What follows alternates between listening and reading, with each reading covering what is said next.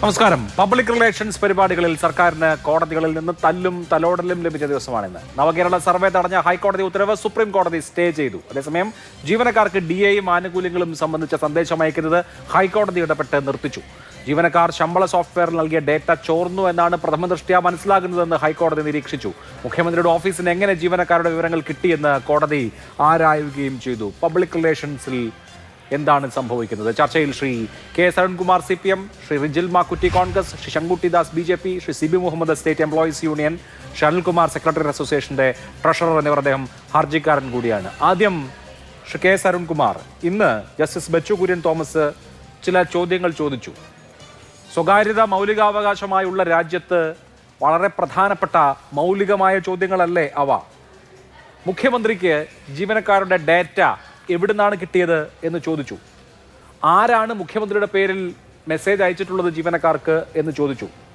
ഇത് data leak അല്ലേ എന്ന് ചോദിച്ചു. ഈ ചോദ്യങ്ങൾക്കൊക്കെയുള്ള ഉത്തരത്തിന് നമ്മൾ വെള്ളിയാഴ്ച വരെ കാത്തിരിക്കണോ? ഇവിടെ ഒരു ഹർജി ബഹുമാനപ്പെട്ട ഹൈക്കോടതിയിൽ വരുമ്പോൾ ആ ഹർജിക്കാരൻ ഉന്നയിച്ച വാദം മാത്രമാണ് ആ കോടതിയുടെ മുൻപാകെ അന്നത്തെ ദിവസം വരെ ആ കേസ് അഡ്മിഷന് വരുന്നത് വരെ ഉണ്ടാകുക. ആ കേസിൽ എതിർകക്ഷികൾ ആരാണോ അവർ അപ്പീർ ചെയ്ത് അവരുടേതായ വാദം പറയും. ഇതിൽ ഗവൺമെന്റാണ് എതിർകക്ഷി. ഗവൺമെന്റിന്റെ വേർഷൻ വിശദീകരിച്ചു. സ്വാഭാവികമായും ചില ചോദ്യങ്ങൾ ചോദിക്കുക, ഉന്നയിക്കുക എന്നുള്ളത് ഏത് ഹർജിയുടെ പരിഗണനാ വിഷയത്തിലും ഉള്ളതാണ്.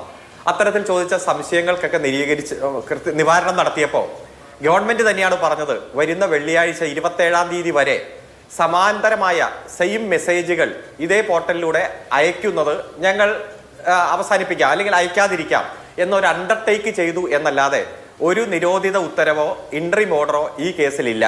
ദീർഘമായിട്ടുള്ള ഒരു വിശദമായിട്ടുള്ള ഒരു സത്യവാങ്മൂലം ഫയൽ ചെയ്യാൻ ഗവൺമെന്റ് സമയം ചോദിച്ചു. കാരണം ഒരു കേസിൽ വന്നിരിക്കുന്ന വാദത്തിന് എതിർവാദം ഫയൽ ചെയ്യുക എന്നുള്ളത് ഗവൺമെന്റിന്റെ കടമയാണ്. അതിനുവേണ്ടി വെള്ളിയാഴ്ച വരെ വച്ചു എന്നല്ലാതെ സ്വാഭാവികമായി ഒരു കേസിന്റെ പരിഗണനാ വിഷയത്തിൽ ഉണ്ടാകുന്ന സംശയങ്ങൾ ചോദിച്ച് അതിന് നിവാരണം നടത്തിയെന്നല്ലാതെ ഒരു വലിയ തിരിച്ചടിയോ ഗവൺമെന്റിനെതിരായിട്ടുള്ള പരാമർശമോ ഒന്നും ഈ കേസ്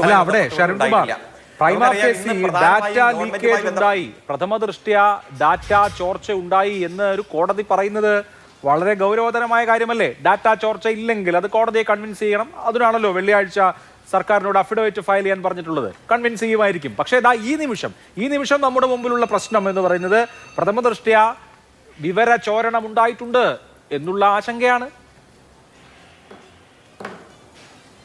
ഇല്ല, അത് ഒരു 7 ദിവസം മുമ്പും സിറ്റിസൺ റെസ്പോൺസ് സർവേ സ്റ്റേ ചെയ്ത് റദ്ദാക്കിക്കൊണ്ട് ഡിവിഷൻ ബെഞ്ചിന്റെ ഒരു ദീർഘമായിട്ടുള്ള ജഡ്ജ്മെന്റ് വന്നപ്പോഴും 6-7 ദിവസം ഇതുപോലെ ആശങ്ക നമ്മുടെ മുന്നിൽ ഉണ്ടായിരുന്നല്ലോ. രാജ്യത്തിന്റെ പരമോന്നത നീതിപീഠം ഇന്ന് ആ വിഷയത്തിൽ കൃത്യമായിട്ടുള്ള ക്ലാരിഫിക്കേഷൻ നടത്തി. ഭരണഘടനാ സ്ഥാപനമായ കോടതി ഭരണഘടനാ സ്ഥാപനമായ ലെജിസ്ലേറ്റീവ് അസംബ്ലിയുടെ അധികാരത്തിൽ ഇടപെടാൻ പാടില്ല എന്നും അധികാര പരിധി ലംഘിക്കാൻ പാടില്ലെന്നും പറഞ്ഞ് സ്റ്റേ കൊടുത്തപ്പോൾ ആ വിഷയത്തിലുള്ള ക്ലാരിഫിക്കേഷൻ വന്നല്ലോ. ഇപ്പൊ താങ്കൾ ചോദിച്ചു, ഇതിൽ ഡേറ്റ ലീക്കേജ് ഉണ്ടായി എന്നല്ല, ഉണ്ടായോ എന്നാണ് ചോദിച്ചത്. ഉണ്ടായിട്ടില്ല എന്നതാണ് ഗവൺമെന്റ് മറുപടി പറഞ്ഞത്. സ്പാർക്കുമായി ബന്ധപ്പെട്ടുകൊണ്ട് ശമ്പളവും വേതനവും ആനുകൂല്യങ്ങളും ജനങ്ങൾക്ക് വിതരണം ചെയ്യുമ്പോൾ, ജീവനക്കാർക്ക് വിതരണം ചെയ്യുമ്പോൾ എങ്ങനെയാണോ മെസ്സേജ് പോകുന്നത്, ആരാണോ ആ ഡേറ്റയുടെ കസ്റ്റോഡിയൻ, അതേ കസ്റ്റോഡിയന്റെ കയ്യിൽ തന്നെയാണ് മുഴുവൻ ഡേറ്റയും. അത് ശമ്പളവും വേതനവും കൊടുക്കുമ്പോൾ എങ്ങനെ മെസ്സേജ് അയക്കുന്നുവോ അതേപോലെ തന്നെയാണ് മെസ്സേജ് അയച്ചത്. ഇത് മുഖ്യമന്ത്രിയുടെ ഓഫീസുമായി ബന്ധപ്പെട്ടുകൊണ്ട് തയ്യാറാക്കിയ ബജറ്റ് നിർദ്ദേശം നടപ്പാക്കിയ കൃത്യമായിട്ട് DA കുടിശ്ശിക അടക്കം വിതരണം ചെയ്ത ആ മെസ്സേജ് ടൈപ്പ് ചെയ്ത് മെസ്സേജ് എത്തിക്കുന്നു. ഡേറ്റ ചോരുകയല്ല, മെസ്സേജ് ഡേറ്റയുടെ കൃത്യമായിട്ടുള്ള കസ്റ്റോഡിയന്റെ കയ്യിലേക്ക് കൊടുക്കുന്നു. ആ കസ്റ്റോഡിയൻ തന്നെ കൃത്യമായി ആ ഡേറ്റ കൃത്യമായി ആ മെസ്സേജ് ബന്ധപ്പെട്ടവരിലേക്ക് എത്തിക്കുന്നു എന്നത് തന്നെയാണ്. ഇത് മൻ കി ബാതുമായി ബന്ധപ്പെട്ടുകൊണ്ട്, വിവിധ യോജനകളുമായി ബന്ധപ്പെട്ടുകൊണ്ട്, സെൻട്രൽ ഗവൺമെന്റിന്റെ വിവിധ ആനുകൂല്യങ്ങളുമായി ബന്ധപ്പെട്ടുകൊണ്ടെല്ലാം എങ്ങനെയാണോ മെസ്സേജ് അയക്കുന്നത് അതേപോലെ തന്നെയാണ് സംസ്ഥാന ഗവൺമെന്റുമായി ബന്ധപ്പെട്ടുകൊണ്ട് ഒരു അഡ്മിനിസ്ട്രേറ്റീവ് ഹെഡ് എന്ന രൂപത്തിൽ മെസ്സേജുകൾ അയച്ചിരിക്കുന്നത്. ഇതിൽ ഒരു നിയമപരമായിട്ടുള്ള തെറ്റുമില്ല. ഹൈക്കോടതി ചില സംശയങ്ങൾ ചോദിച്ചു, ചില കുറികൾ ചോദിച്ചു. ആ കുറികൾ കൃത്യമായി മറുപടി പറഞ്ഞതുകൊണ്ടാണ് കോടതിയുടെ ഒരു സ്റ്റേ ഉത്തരവ് ഇതിൽ വരാത്തത്. ഇതേപോലെ തന്നെ കോൺഗ്രസ് ഓഫീസിൽ നിന്ന് അയച്ച പല മെസ്സേജുകൾ ഞാൻ ഇപ്പൊ താങ്കളുടെ വാട്സപ്പിലേക്ക് തരാം. അടുത്ത ഘട്ടത്തിൽ നമുക്ക് അത് ചർച്ച ചെയ്യാം. ഇതൊക്കെ എല്ലാവരും ചെയ്യുന്നതാണ്. ഗവൺമെന്റ് നിയമപരമായി മാത്രമേ പ്രവർത്തിച്ചിട്ടുള്ളൂ. ശരി, എല്ലാവരും ചെയ്യുന്നതാണ് എന്ന് പറയുമ്പോൾ ഒരുപാട് സ്വകാര്യ സ്ഥാപനങ്ങൾ ചെയ്യുന്നുണ്ട്. പക്ഷെ അത് സർക്കാരിൽ നിക്ഷിപ്തമാക്കിയിരിക്കുന്ന ഒരു ഡാറ്റ ഉപയോഗിച്ച് ചെയ്താൽ അത് സംഗതി വരാണ്. ഞാനത് ചർച്ച ചെയ്യാം, നമ്മൾ ആ വിഷയത്തിലേക്ക് വരാം. സർക്കാർ നിയമപരമാണ്.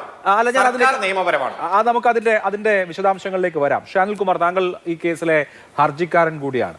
ഇതിൽ എവിടെയാണ് ഡാറ്റ ബ്രീച്ച് ഉള്ളത് എന്ന ഒന്നാമത്തെ പ്രശ്നമുണ്ട്. കാരണം ഇപ്പോൾ ഈ സ്പാർക്കിന്റെ പോർട്ടലിൽ കൊടുത്തിരിക്കുന്ന നമ്പർ, ശമ്പളവും മറ്റ് ആനുകൂല്യങ്ങളും എന്നുള്ള നിലയിൽ കൊടുത്തിരിക്കുന്ന നമ്പറിൽ സാധാരണ നിലയിൽ വരുന്ന മെസ്സേജ് പോലെ ഈ അഡീഷണൽ ആയിട്ടുള്ള മുഖ്യമന്ത്രിയുടെ പടം വെച്ചുള്ള മെസ്സേജ് വാട്സാപ്പിൽ വന്നു എന്നുള്ളത് ശരിയാണ്. പക്ഷേ അത് സ്റ്റേറ്റ് IT മിഷൻ തന്നെ കൈകാര്യം ചെയ്യുന്ന ഒന്നാണ്. പുറത്തേക്ക് ഡാറ്റ പോയി അല്ലെങ്കിൽ ഡാറ്റ ദുരുപയോഗം ചെയ്തു എന്ന് പറയാനുള്ള ഗ്രൗണ്ട് എവിടെയാണ്? സർക്കാർ ജീവനക്കാരുടെ ശമ്പളവും സേവന വേതന വ്യവസ്ഥകളും അതോടൊപ്പം തന്നെ SLA അടക്കമുള്ള മറ്റ് സംവിധാനങ്ങൾക്കും വേണ്ടി ഈ ഫോൺ നമ്പർ അതിലേക്ക് വേണ്ടി മാത്രമായിട്ട് കൊടുത്തുകൊണ്ട് ആ ഡേറ്റ സർക്കാരിൻ്റെ സ്പാർക്കിൽ നമ്മൾ സബ്മിറ്റ് ചെയ്തിരിക്കുകയാണ്. തീർച്ചയായും ആ ഡേറ്റ വളരെയധികം അതീവ രഹസ്യമായിട്ട് തന്നെയാണ് സൂക്ഷിക്കുന്നത്. അത് ഒരു വ്യക്തി എന്നുള്ള രീതിയിൽ എൻ്റെ സ്പാർക്കിനകത്ത് എനിക്ക് കയറണമെങ്കിൽ തന്നെ തീർച്ചയായും അതിനൊരു പാസ്വേഡ് ഉണ്ട്. അല്ല, സ്പാർക്കിൽ കയറിയതല്ലോ, നമ്പർ കൊടുത്തിരിക്കുന്ന നമ്പർ ഉപയോഗിച്ചല്ലേ മെസ്സേജ് അയച്ചത്? അതെ, തീർച്ചയായും. അപ്പോൾ സ്പാർക്കിൽ കയറണമെങ്കിൽ തന്നെ പാസ്വേഡ് ഉണ്ട്. ഞാൻ പറഞ്ഞു വരുന്നത് എൻ്റെ ആ ഒരു സുരക്ഷാ സംവിധാനമാണ്. DDO മാർക്ക്, നമ്മുടെ ഡ്രോയിങ് ആൻഡ് ഡിസ്പേഴ്സിംഗ് ഓഫീസർമാർക്കുമാണ് അതിൽ ആക്സസ് കൊടുത്തിട്ടുള്ളത്. ഈ ഡേറ്റ എങ്ങനെ ഒരു മൂന്നാമതൊരു ഏജൻസിയുടെ കയ്യിൽ പെട്ടു? ഏജൻസി ഉണ്ടോ അതിൽ? തീർച്ചയായും അങ്ങനെ ഉണ്ടാവണമല്ലോ. അല്ല, ആരാ ഇത് അസംപ്ഷൻ അല്ലേ? അല്ല, ആയിരിക്കാം. കാരണം എന്താ, ഇത് അയച്ചിട്ടുള്ളത് ആരാണെന്ന് വ്യക്തമായിട്ടില്ല. എന്തായാലും CMന്റെ ഓഫീസിൽ നിന്ന് ആരെങ്കിലും അയച്ചിട്ടുണ്ടെങ്കിൽ അത് ആരാണ് എന്ന് വ്യക്തമാകണം. ഇനി അല്ല എങ്കിൽ IT മിഷൻ വഴിയാണ് അയച്ചിട്ടുണ്ടെങ്കിൽ IT മിഷനിൽ നിന്ന് ഇത് ആരെ ഏൽപ്പിച്ചു എന്നറിയണം. കാരണം ഏകദേശം 5.5 ലക്ഷം പേര് വരുന്ന സർക്കാർ ഉദ്യോഗസ്ഥർക്ക് ഇത്തരം ഒരു ഡേറ്റയിൽ കൂടെ മെസ്സേജ് വന്നു എങ്കിൽ അത് എങ്ങനെ വന്നു എന്നുള്ളത് അറിയേണ്ട ഉത്തരവാദിത്വം നമുക്കുണ്ട്. ഇപ്പോൾ മുഖ്യമന്ത്രിയുടെ പേരിൽ ഒരു മെസ്സേജ് വന്നു. ഇപ്പോൾ നമ്മളുടെ മൊബൈൽ ഫോണിലേക്ക് തൊട്ടടുത്ത സൂപ്പർ മാർക്കറ്റ് മുതൽ അന്താരാഷ്ട്ര കമ്പനികൾ, ബ്രാൻഡുകൾ വരെ മെസ്സേജ് അയക്കാറുണ്ട്. അവരുടെ ഓഫർ മെസ്സേജ് അയക്കാറുണ്ട്. ഇതിന് നമ്മുടെ ബർത്ത്ഡേക്ക് വിഷ് ചെയ്യാറുണ്ട്. നമുക്ക് വേണ്ടി ആരാണോ അയാൾക്ക് വേണ്ടി പ്രത്യേകമായിട്ടുള്ള ഓഫറിനെ കുറിച്ച് ഓരോ ദിവസവും എൻ്റെ ഫോണിലേക്ക് അതിന് എത്രയോ മെസ്സേജാണ് വരുന്നത്. ഇങ്ങനെ ഈ പറഞ്ഞ നമ്പർ എന്നുള്ളത് അബ്സല്യൂട്ടായിട്ട് സീക്രസിയിലുള്ള ഒരു കാര്യമാണെന്ന് നമ്മൾ വിചാരിക്കേണ്ടതുണ്ടോ? ഒരു സാധനം വാങ്ങുമ്പോൾ 100 രൂപയുടെ സാധനം വാങ്ങുമ്പോൾ വരെ മൊബൈൽ ഫോൺ നമ്പർ അവർ ചോദിക്കുകയും നമ്മൾ കൊടുക്കുകയും അതനുസരിച്ച് മെസ്സേജ് വരികയും ചെയ്യുന്ന ഒരു സിസ്റ്റത്തിലല്ലേ നമ്മൾ ജീവിക്കുന്നത്? തീർച്ചയായും അഭിലാഷ്, അത് സ്വാഭാവികമായിട്ട് നമ്മളൊരു കടയിൽ പോകുമ്പോൾ അവർ നമ്മുടെ നമ്പർ ചോദിക്കാറുണ്ട്. നമ്മുടെ പെർമിഷനോട് കൂടെയാണ് അത് ചെയ്യുന്നത്. തീർച്ചയായും ഇവിടെ അങ്ങനെ ഒരു പെർമിഷൻ വരികയോ അല്ലെങ്കിൽ അത്തരത്തിൽ നമ്മോട് ആരെങ്കിലും ചോദിക്കുകയോ നിയമപരമായിട്ട് ആവശ്യപ്പെടുകയോ ചെയ്തിട്ടില്ല. അങ്ങനെ ഒരു കൺസെൻറ്റ് ഇല്ലാതെ സ്വാഭാവികമായിട്ടും ഇത്തരത്തിൽ ഒരു മെസ്സേജ് വരിക എന്ന് പറയുന്നത് കഴിഞ്ഞ ഒരു 10 വർഷക്കാലമായിട്ട് ഈ ഗവൺമെൻറ് ഉണ്ടായിട്ട് ഒരിക്കലും DA അരിയറും മറ്റു സംവിധാനങ്ങൾ നമുക്ക് കിട്ടാനുണ്ട്. അന്നൊന്നും ഇങ്ങനെ ഒരു മെസ്സേജ് കണ്ടിട്ടില്ല. സ്വാഭാവികമായിട്ട് ഈ സമയത്ത് തന്നെ ഇങ്ങനെ ഒരു മെസ്സേജ് വരികയും അത് ആരാ ചെയ്തു എന്ന് നമുക്ക് വ്യക്തമായിട്ട് അറിയാതിരിക്കുകയും നമ്മുടെ ഡേറ്റ ചോർന്നു എന്ന് സംശയിക്കുകയും ചെയ്യുന്നതിൽ തെറ്റുണ്ടോ എന്നുള്ളതാണ് എൻ്റെ വാദം. ശരി, ഓക്കെ, അതിലേക്ക് നമുക്ക് വിശദമായി വരാം. റിജിൽ മാക്കുറ്റി, സമാനമായ സാഹചര്യത്തിൽ എന്ന് പറഞ്ഞാൽ ഇതെല്ലാം സർക്കാരിന് വേണ്ടിയിട്ടുള്ള PR എക്സസൈസോ സർക്കാരിൻ്റെ പ്രചാരണ പരിപാടികളോ ആണ്. അതിലാരും തർക്കിക്കുമെന്ന് ഞാൻ വിചാരിക്കുന്നില്ല. നവകേരള സർവേ നടത്താനുള്ള തീരുമാനത്തിനെതിരെ KSUവിൻ്റെ നേതാക്കളാണ് ഹൈക്കോടതിയെ സമീപിച്ചത്. അനുകൂല ഉത്തരവ് കിട്ടി. ഇന്നിപ്പോൾ നോക്കൂ, സുപ്രീം കോടതി അതിൻ്റെ ആ ഉത്തരവ് റദ്ദാക്കിയിരിക്കുകയാണ്, സ്റ്റേ ചെയ്തിരിക്കുകയാണ്. സുപ്രീം കോടതി സ്റ്റേ ചെയ്തുകൊണ്ട് ചില ചോദ്യങ്ങൾ ചോദിച്ചു. ഔദ്യോഗിക ആവശ്യത്തിന് വേണ്ടി ആ പദ്ധതികൾ സംബന്ധിച്ച വിവരം തേടുന്നതിൽ, സർക്കാർ പണം മുടക്കി നടപ്പാക്കുന്ന പദ്ധതികളുടെ ഫീഡ്ബാക്ക് തേടുന്നതിൽ എന്താണ് തെറ്റ്, ജനങ്ങൾ കേൾക്കുന്നതിൽ എന്താണ് തെറ്റ് എന്നുകൂടി സുപ്രീം കോടതി ചോദിച്ചു. ഈ സാങ്കേതികമായ നടപടിക്രമങ്ങളുടെയൊക്കെ പേരിൽ നിയമ പോരാട്ടവും പൊതുചർച്ച ഉണ്ടാക്കുന്നതുകൊണ്ട് വിശേഷിച്ച് ഗുണമുണ്ടോ? ശ്രീ അഭിലാഷേ, ഇപ്പോൾ യഥാർത്ഥത്തിൽ സർക്കാർ എന്ന് പറയുമ്പോൾ തെരഞ്ഞെടുപ്പിന് വേണ്ടി അവരുടെ പ്രചരണ പ്രവർത്തനങ്ങളെല്ലാം സർക്കാരിൻ്റെ പണം ഉപയോഗിച്ച്, നാട്ടിലെ ജനങ്ങളുടെ പണം ഉപയോഗിച്ച് ചെയ്തുകൊണ്ടേ ഇരിക്കുകയാണ്. അപ്പോൾ അത് ചെയ്തോട്ടെ, ഞങ്ങൾക്കൊന്നും പ്രശ്നമില്ല. പക്ഷേ ചൂണ്ടിക്കാണിക്കുക എന്നുള്ളത് ഞങ്ങളുടെ ഉത്തരവാദിത്തമാണ്. ഇപ്പോൾ ഇന്ന് സുപ്രീം കോടതി പറഞ്ഞ വിധിയുമായി ബന്ധപ്പെട്ട് ഇവിടെ പറയുമ്പോൾ സർക്കാരിൻ്റെ വിവേചനമായ അവകാശത്തിൽ ഹൈക്കോടതി കയറുന്നു എന്നുള്ള വിഷയത്തിനകത്താണ് അത് സ്റ്റേ ഉണ്ടായിട്ടുള്ളതെന്നാണ് ഞാൻ മനസ്സിലാക്കുന്നത്. മാത്രമല്ല, അതിനകത്ത് കക്ഷിക്കാരായിട്ടുള്ള ആളുകളുണ്ട്, അതിനകത്ത് കക്ഷി ചേർന്ന ആളുകളുണ്ട്. അവരുടെ വാദം സുപ്രീം കോടതി കേട്ടിട്ടില്ല. മുബാസും അതോടൊപ്പം അലോഷി സേവ്യർ ഉൾപ്പെടെ ഉൾപ്പെടെയുള്ള കേസ് നേതാക്കന്മാർ കൊടുത്ത പിന്നെ ഹർജിക്കകത്ത് ആ ഹർജിക്കകത്താണ് ഹൈക്കോടതിക്കകത്ത് അത്ര തീരുമാനം എടുത്തത്. അപ്പോൾ സ്വാഭാവികമായി അവരെ കേൾക്കാൻ സുപ്രീം കോടതി തയ്യാറാവും. ആ സുപ്രീം കോടതി തയ്യാറാകുമ്പോൾ തീർച്ചയായിട്ടും അവരുടെ വാദം അവിടെ കൃത്യമായിട്ട് അവർ രേഖപ്പെടുത്തും. ആ രേഖപ്പെടുത്തിയ ശേഷം ഫൈനലായിട്ടുള്ള ഒരു വിധി വരുമ്പോഴാണ് ഇത് സമ്പൂർണ്ണമായി ഇത് സ്റ്റേ ചെയ്തു എന്ന് നമുക്ക് പറയാൻ സാധിക്കും. അവരെ കേട്ടിട്ടില്ലല്ലോ, കേൾക്കാനുള്ള അവസരം അവർക്ക് തീർച്ചയായും കോടതിക്കകത്ത് ഉണ്ടാകും എന്ന് തന്നെയാണ് ഞങ്ങൾ വിശ്വസിക്കുന്നത്. അത് മാത്രമല്ല, ഇതിനകത്ത് എന്താ പ്രശ്നം, ഇത് സർക്കാർ ഒരു പാർട്ടി സെക്രട്ടറി സെപ്റ്റംബർ 8-ാം തീയതി 23-ന് പിന്നെ പാർട്ടി സഖാക്കൾ കത്തയക്കാണ്. ഒക്ടോബർ 8-ന് ക്യാബിനറ്റ് കൂടിക്കൊണ്ട് ഇതേ കാര്യങ്ങൾ പറയണം. അപ്പോൾ സർക്കാരിൻ്റെ ഒരു പണിയെടുക്കുക സർക്കാർ എടുത്തോട്ടെ, പാർട്ടി പണി സർക്കാർ എടുക്കേണ്ട ആവശ്യമില്ലല്ലോ. അപ്പൊ അത്തരത്തിൽ സർക്കാരിനെയും പാർട്ടിയും ചേർന്നുകൊണ്ട് ഈ സർക്കാർ വീണ്ടും വരാൻ പോകുന്നു. മുഖ്യമന്ത്രിയുടെ വോയിസ് ഉൾപ്പെടെ പുറത്തു വന്നത് നമ്മൾ കേട്ടതാണ്. അപ്പൊ അങ്ങനെ കേട്ട് അങ്ങനെ പ്രചരിപ്പിച്ചുകൊണ്ട് ഈ മൂന്നാം സർക്കാർ വരുമെന്നുള്ളതാണ് ഇവർ കരുതുന്നെങ്കിൽ അത് വരാൻ പോകുന്നില്ല എന്നുള്ളത് സമീപകാല തെരഞ്ഞെടുപ്പിന്റെ റിസൾട്ടിലൂടെ നമുക്ക് കാണാൻ സാധിക്കും. ഇത് നമുക്കറിയാലോ, ഈ സർക്കാരിന്റെ കാലഘട്ടത്തിൽ നടന്ന ഉപതെരഞ്ഞെടുപ്പുകളായാലും അതിനുശേഷം പിന്നെ ജനങ്ങൾ തീരുമാനിക്കേണ്ട കാര്യമാണ്. ഇവിടുത്തെ പ്രശ്നം റിജിൽ മാക്കുട്ടി സാധാരണ നിലയിൽ അവസാനത്തെ വർഷം സർക്കാരുകൾ, അത് ഉമ്മൻചാണ്ടിയുടെ സർക്കാരാവട്ടെ, എ കെ ആന്റണിയുടെ സർക്കാരാവട്ടെ, PS-ന്റെ സർക്കാരാവട്ടെ, സർക്കാരുകൾ അവരുടെ പ്രവർത്തനത്തിന്റെ അവസാനത്തെ മാസമാണ് മാക്സിമം പരസ്യം കൊടുക്കുക. പത്രങ്ങളിൽ, ചാനലുകളിൽ, റേഡിയോയിൽ, എന്തിന് നമ്മുടെ നാട്ടുമ്പുറത്തെ ഹോർഡിങ്ങുകൾ വരെ വ്യാപകമായി വലിയ തോതിൽ പരസ്യം ചെയ്യും. എല്ലാ സർക്കാരും ചെയ്തിട്ടുണ്ട്. ഉമ്മൻചാണ്ടി ചെയ്തിട്ടുണ്ട്, ആന്റണി ചെയ്തിട്ടുണ്ട്, VS ചെയ്തിട്ടുണ്ട്, പിണറായി ചെയ്തിട്ടുണ്ട്. നോക്കൂ, ഇപ്പോൾ ഇവർ പരസ്യം കൊടുക്കുക തന്നെയാണ്. പരസ്യം കൊടുക്കാൻ അല്ലെങ്കിൽ PR എക്സസൈസിന് പരമ്പരാഗത മാർഗങ്ങൾക്ക് അപ്പുറത്ത് വേറെ മാർഗങ്ങൾ കണ്ടെത്തുന്നു. അതിപ്പോ വലിയ ആനക്കാരിയാണോ? അല്ല അഭിലാഷ്, ഈ പണം ചെലവഴിക്കുന്നത് ഇപ്പോൾ ധനകാര്യ വകുപ്പിന്റെ കീഴിലോ അല്ലെങ്കിൽ പിന്നെ പ്ലാനിംഗ് വകുപ്പിന്റെ കീഴിലോ ചെലവഴിക്കേണ്ട പണം എങ്ങനെ PRD ചെലവഴിക്കുന്നത് എന്നുള്ളതാണ്. പണം ചെലവഴിക്കുന്നതിന് മാനദണ്ഡമില്ലേ? ഈ പണം ഈ നവകേരള സർവേക്ക് പിന്നെ ഉപയോഗിച്ച പണം എവിടുന്നാണ്? അത് ധനകാര്യ വകുപ്പിൻ്റെതാണോ അല്ലെ പിന്നെ ഈ പ്ലാനിംഗ് ഡിപ്പാർട്ട്മെന്റല്ലല്ലോ. അപ്പോൾ ഈ PRD ഉപയോഗിച്ചുകൊണ്ടാണ് ഈ പണം മുഴുവൻ ചെലവഴിക്കപ്പെടുന്നത് എന്നുള്ളതാണ്. അപ്പോൾ സ്വാഭാവികമായി PRDക്ക് ചെയ്യേണ്ട പണി എക്സസൈസ് വേറെയുണ്ട്. ആ എക്സസൈസ് അല്ല ഈ പറയുന്ന കാര്യങ്ങൾ ചെയ്യുന്നത്. ഈ പറയുന്ന വകുപ്പുകൾ ചെയ്യേണ്ട പണം ഉപയോഗിച്ച് ചെയ്യേണ്ട കാര്യങ്ങൾ PRDയെ കൊണ്ട് ചെയ്യിക്കുകയാണ്. അപ്പോൾ അത് ശരിയാണോ? അപ്പൊ അത് ചോദ്യം ചെയ്യപ്പെടണ്ടേ? ഇവർ പ്രചരിപ്പിച്ചോട്ടെ, മുഖ്യമന്ത്രിയുടെ ഫോട്ടോ എത്രത്തോളം വെച്ചാൽ ഒരു കുഴപ്പമില്ല.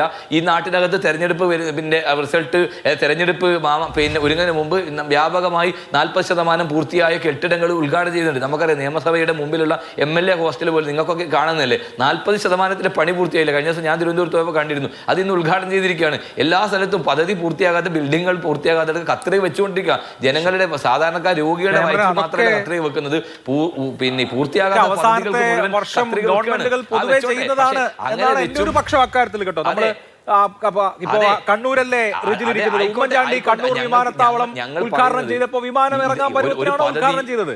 അല്ല, ഒക്കെ സ്വാഭാവികമായി നടക്കുന്ന കാര്യമല്ലേ. അല്ല, വിമാനം അവിടെ 90% പദ്ധതി അവിടെ പൂർത്തിയായി. അങ്ങനെയല്ലല്ലോ. MLA ഹോസ്റ്റൽ എന്ന് പറയുന്നത് സ്വാഭാവികമായിട്ട് നമുക്ക് എല്ലാം അറിയുന്ന ഒരു കാര്യമല്ലേ.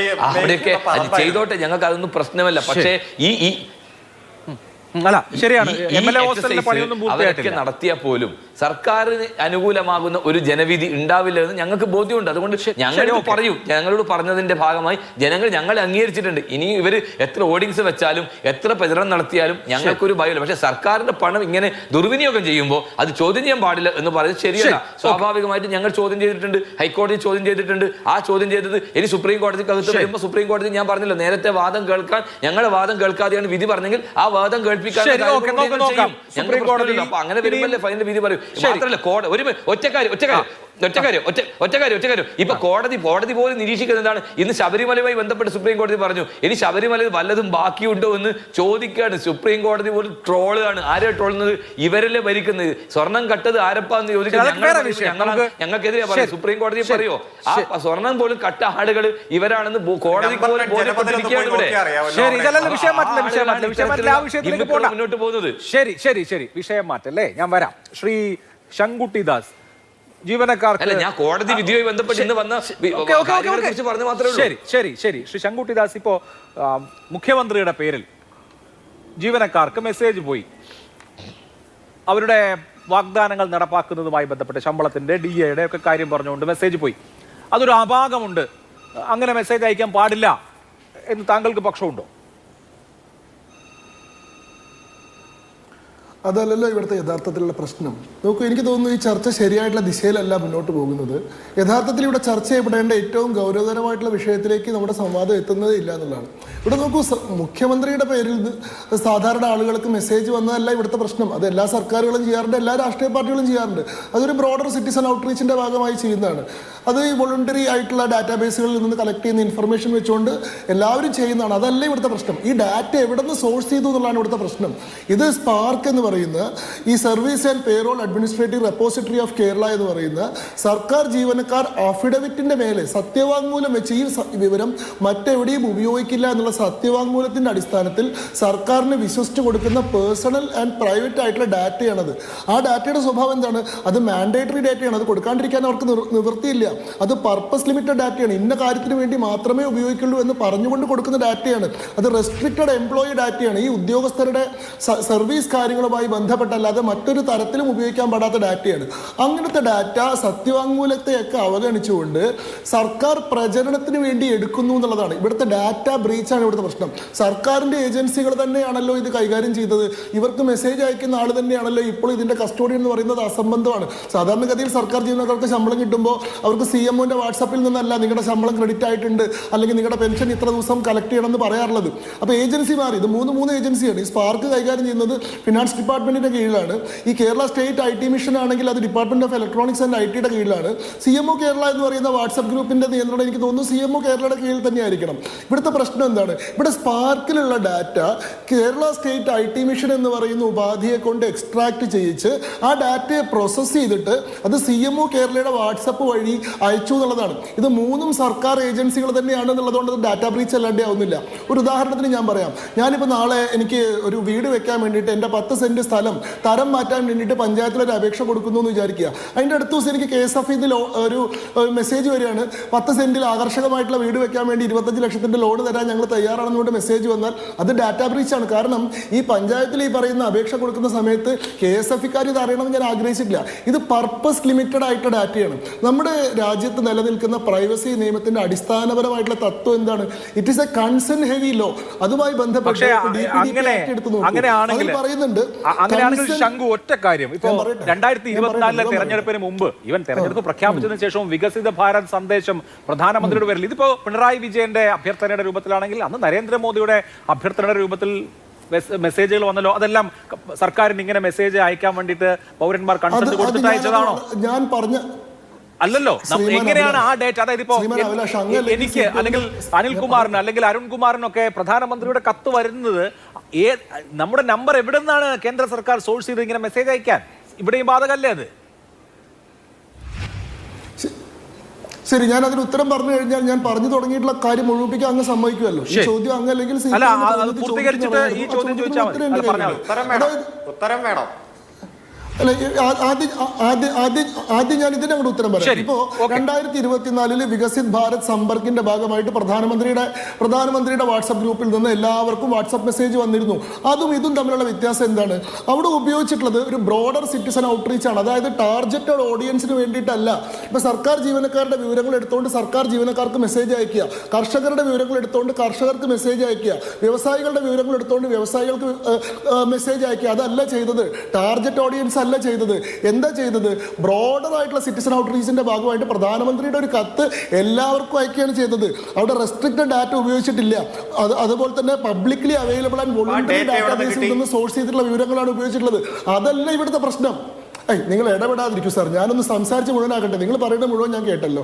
ഞാൻ മുഴുവൻ പറയുന്നത് കേൾക്കൂ. ഇത് രണ്ടും തമ്മിൽ അജഗജാന്തരമുണ്ട്. രണ്ടും തമ്മിൽ ഒരു നിലയ്ക്കും ബന്ധിപ്പിക്കാൻ കഴിയാത്ത വ്യത്യാസമുണ്ട്. കാരണം സർക്കാർ ജീവനക്കാരുടെ ഏതെങ്കിലും ഒരു ഡാറ്റാബേസിൽ നിന്ന് വിവരം എക്സ്ട്രാക്ട് ചെയ്തിരുന്നു എന്നൊരു ആരോപണം അന്ന് കോൺഗ്രസിനോ CPMനോ ഇല്ല.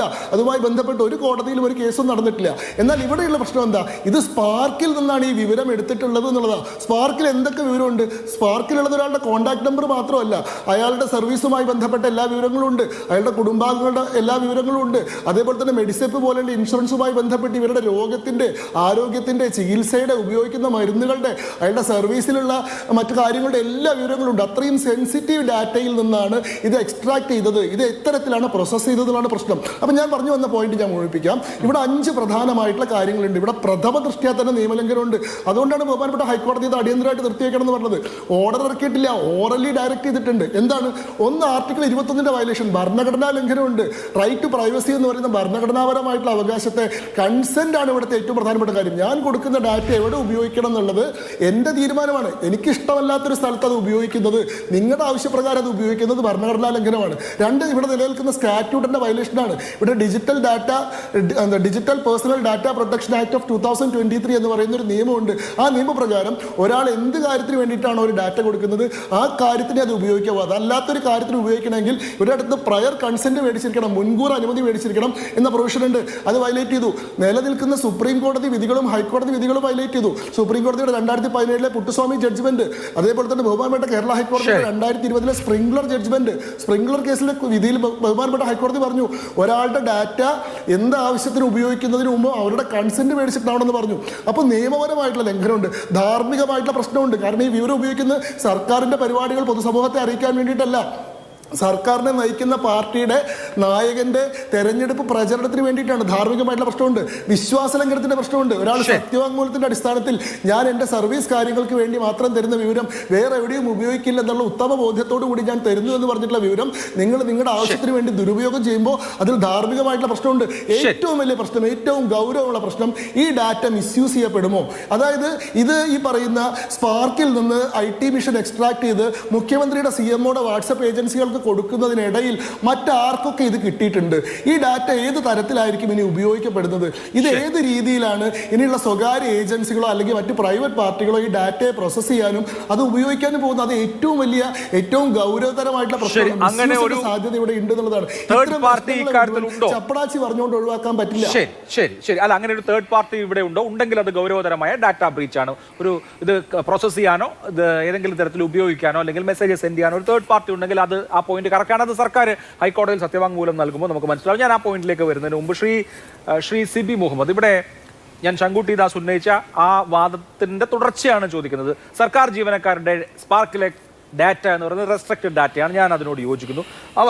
സർക്കാർ ജീവനക്കാർ അവരുടെ പ്രത്യേകമായ കാര്യത്തിന് വേണ്ടിയിട്ട് മാത്രമായി നൽകിയിരിക്കുന്ന ഡാറ്റയാണ്. പക്ഷെ അത് ദുരുപയോഗം ചെയ്തിട്ടുണ്ടോ? ഇപ്പോൾ പിണറായി വിജയൻ എനിക്ക് വോട്ട് ചെയ്യണം അല്ലെങ്കിൽ എൻ്റെ പാർട്ടിയെ വിജയിപ്പിക്കണം, എൻ്റെ മുന്നണിയെ വിജയിപ്പിക്കണം എന്ന് പറഞ്ഞ് മെസ്സേജ് അയച്ചിരുന്നെങ്കിൽ അങ്ങനെ ആകുമായിരുന്നു. ആ വാദം ശരിയായിരുന്നു. പക്ഷേ സർക്കാർ ജീവനക്കാരുടെ DA അല്ലെങ്കിൽ DR, മറ്റ് ആനുകൂല്യങ്ങൾ തുടങ്ങിയവ സംബന്ധിച്ച വിവരം സ്റ്റേറ്റിൻ്റെ മുഖ്യ ഉത്തരവാദി മുഖ്യമന്ത്രി ജീവനക്കാരെ അറിയിക്കുന്നത് ഈ പറയുന്ന നിങ്ങൾ എന്ത് ഔദ്യോഗിക ആവശ്യത്തിനാണോ ഈ ഡാറ്റ കൊടുത്തിട്ടുള്ളത് അതിന് വിരുദ്ധമായ കാര്യമാണോ? അതെങ്ങനെയാവും?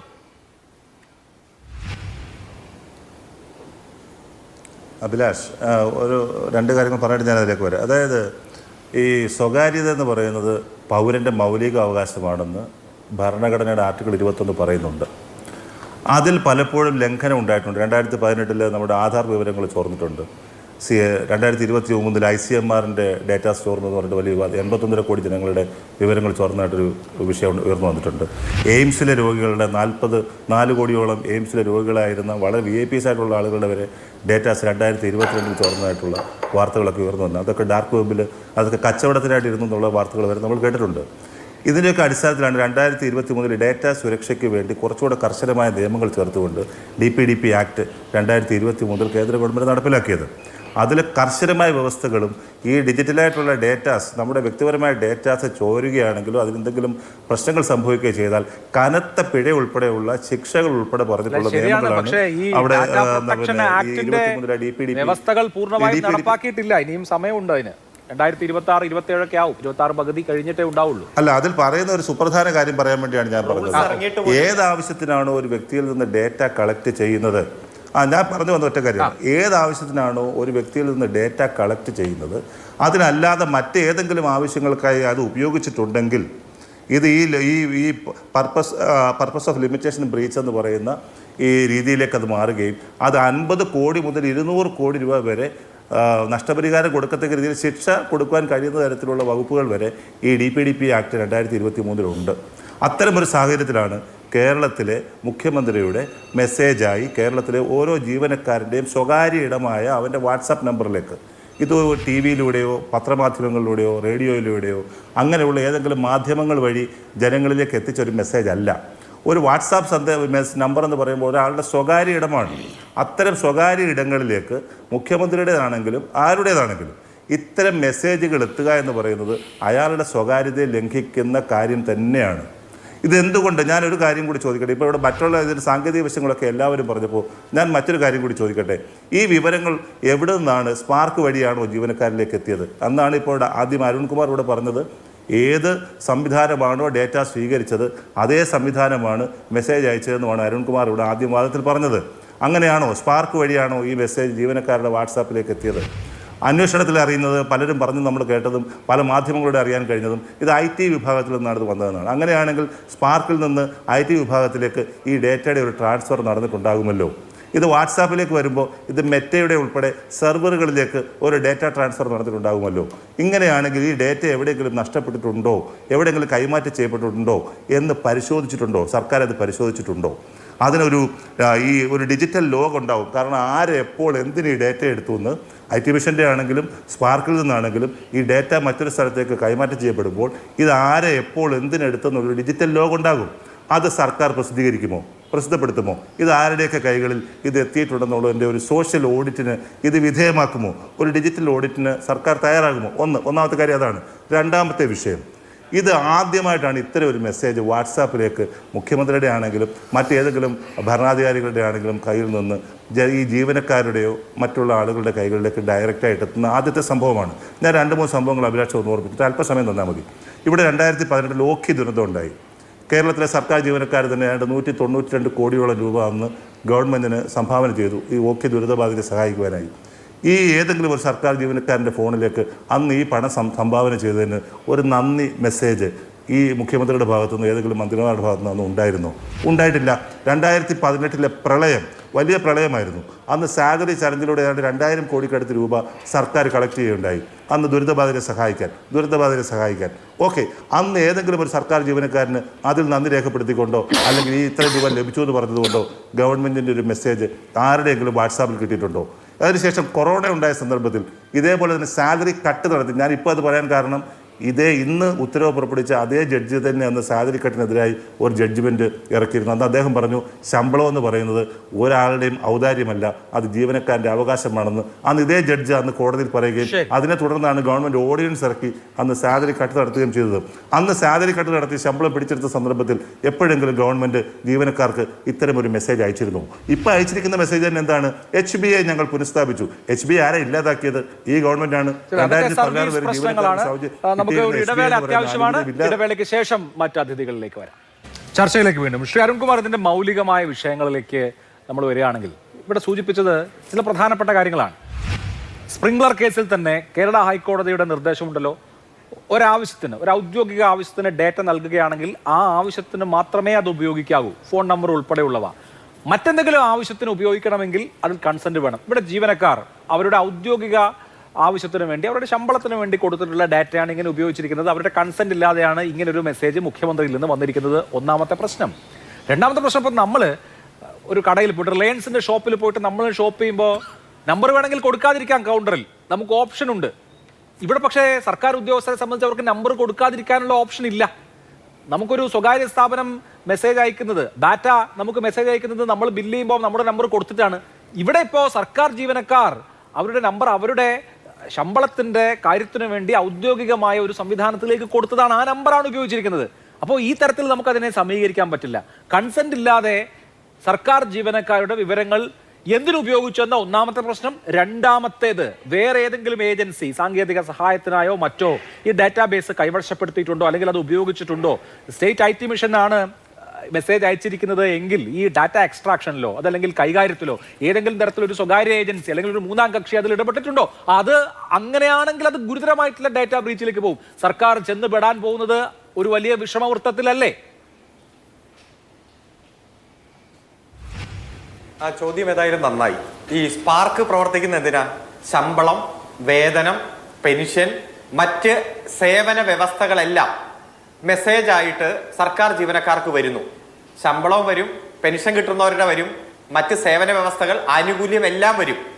നിങ്ങൾക്ക് ബജറ്റിൽ പ്രഖ്യാപിച്ച DA കുടിശ്ശിക ഇതാ വിതരണം ചെയ്യാൻ പോകുന്നു, ഇത്ര ശതമാനം അനുവദിച്ചിരിക്കുന്നു എന്നുള്ള വിവരം ഒരു സേവന വ്യവസ്ഥ തന്നെയല്ലേ? ശമ്പളത്തിന്റെയും മറ്റ് ആനുകൂല്യങ്ങളുടെയും ഭാഗമായിട്ടുള്ള ഒരു നിർദ്ദേശം തന്നെയല്ലേ? ഒരു ഇൻഫർമേഷൻ തന്നെയല്ലേ? ആ ഇൻഫർമേഷൻ ഏതെങ്കിലും ആളുകളുടെ വോട്ടഭ്യർത്ഥിക്കുന്നതല്ലോ, 100 രൂപ തിരിച്ച് കടം ചോദിക്കുന്നതല്ലോ, 1000 രൂപ സംഭാവന തന്നെ എന്ന് പറയുന്നതല്ലോ.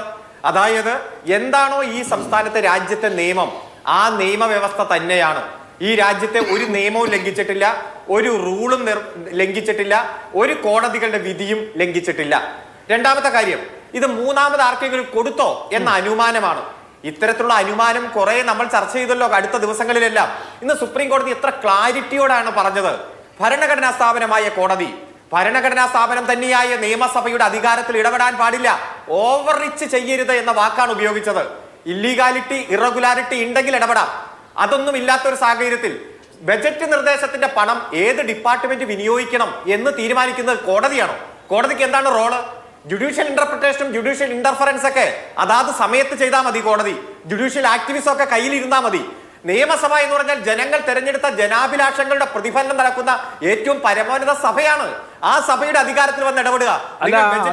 നിർദ്ദേശിച്ചിട്ടുള്ളൂ ലെജിസ്ലേച്ചറിന്റെ അധികാര പരിധിയിൽ കോടതി ഇടപെടരുതെന്നുള്ള താങ്കളുടെ വാദത്തോട് ഞാൻ 100% യോജിക്കാം.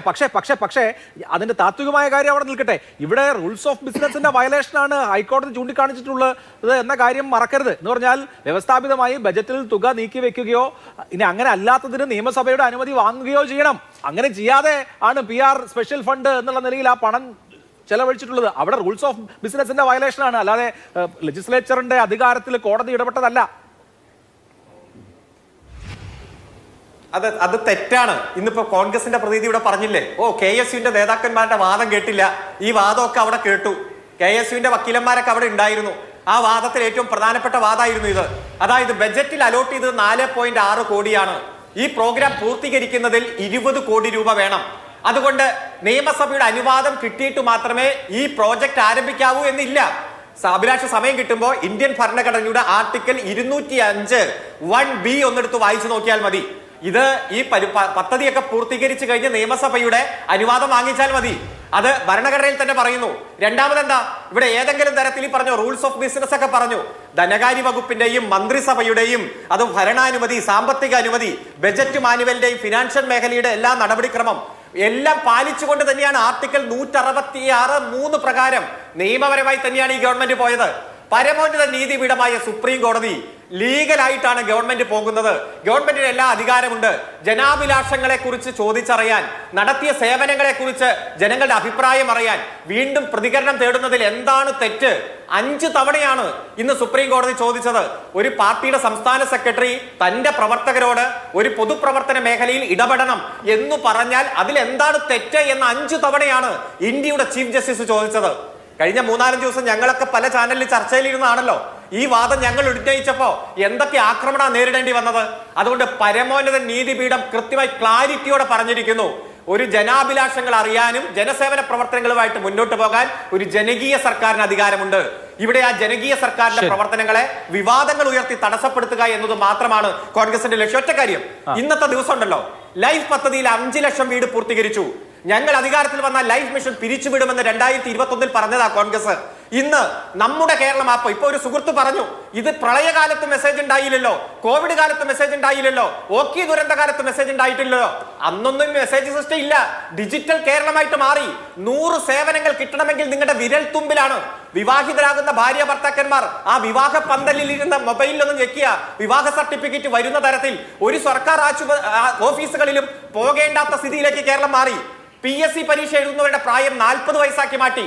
ഒരു പ്രളയമോ ദുരന്തമോ വന്നാൽ കേരളത്തിലെ മുഴുവൻ വീടുകളും സ്ഥാപനങ്ങളും ഇൻഷുറൻസ് ചെയ്യുന്ന നിയമം കൊണ്ടുവന്നു. ഇത്തരത്തിൽ ചരിത്രത്തിൽ ഇടം പിടിക്കുന്ന തീരുമാനങ്ങൾ വരുമ്പോഴും അതൊരു മാധ്യമവും ചർച്ചയാക്കരുത്. അതിനുവേണ്ടി വിവാദങ്ങൾ ഉയർത്തുക, അങ്ങ് ഹൈക്കോടതി പോവുക, കേസ് കൊടുക്കുക, കേസിന്റെ ഉള്ളടക്കം വെച്ച് ചർച്ച നടത്തുക, കോടതിയുടെ സംശയങ്ങൾ വെച്ച് ചർച്ച നടത്തുക, ഇതാണ് ലക്ഷ്യം. ഇതൊക്കെ ഇപ്പൊ 10 തവണയാണ് തിരിച്ചടി, തുടർച്ചയായിട്ട് 10 തവണയാണ് അടുത്ത കാലത്ത് തിരിച്ചടി കിട്ടിയത്.